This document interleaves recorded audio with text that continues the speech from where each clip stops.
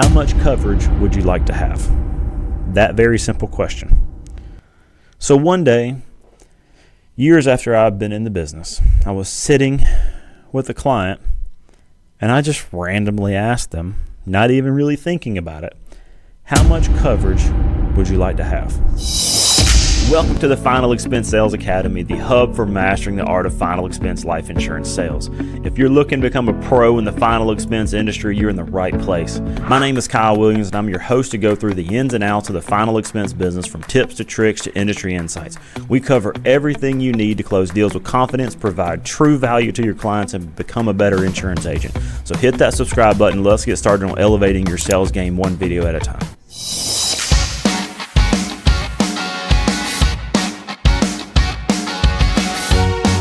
As in this episode, we are going to talk about the one simple question that every insurance agent should ask before you make your pitch to your proposed insured.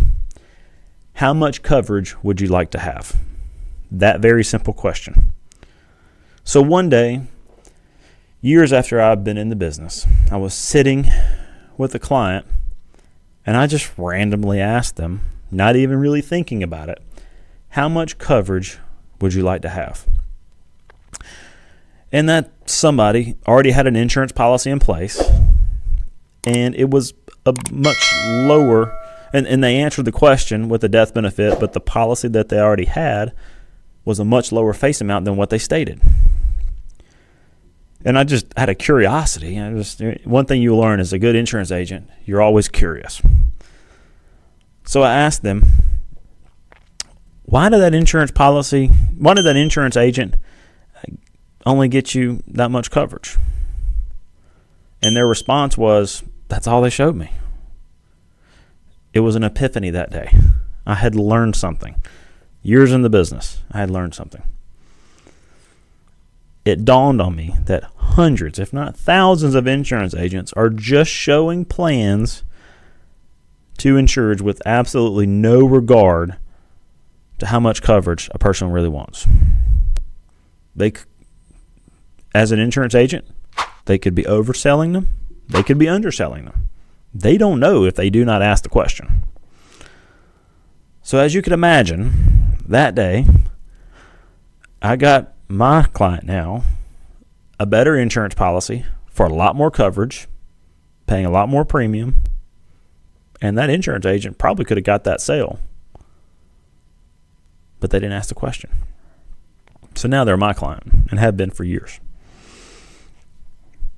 So starting that day, I self-reflected on that and I said, I will be asking every person that I pitch that very simple question, whether they have insurance or they don't have insurance. I'm asking the question, how much coverage would you like to have? That's a little secret I'll give out for free. Hopefully it helps you as much as it helped me. So, why do you need to ask the simple question before you pitch to propose insured? Our job as an insurance agent simply is to act as an advisor. We are not to tell them what they need to have. That is not our job. These people are grown adults.